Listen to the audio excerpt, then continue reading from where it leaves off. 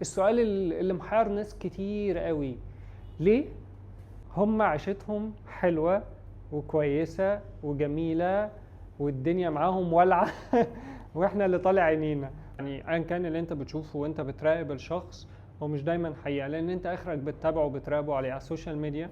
هو كده بيظهر لك اللي هو عايزك او عايز الناس كلها انها تشوفه، وكلنا بنفك حاجات كتيرة قوي، او حتى مش لازم نكون بقصد. بس انا لو يومي كله سيء وجات فيه لحظة كويسة انا هصور لك اللحظة كويسة، فانت هتحس ان انا يومي كان كله كويس. بس ده مش حقيقة. الراحة اللحظية اللي انت ممكن تشوفها ليه في صورة او في حاجة هو بيعملها وايا كان، هي مش بالضرورة ابدا انها تكون سعادة حقيقية. كمان انا بشوف اللي بيخليه هو كشخص ان هو يموف اون حتى منك هو فكرة ان هو مش مركز معاك اصلا. يعني هو خلاص هو خبط الخط او وجعك الوجع ايا كان وراح بقى ايه شوف حياته، لان هو خلاص عارف ان هنا خلاص ما بقاش ليه حاجة هنا.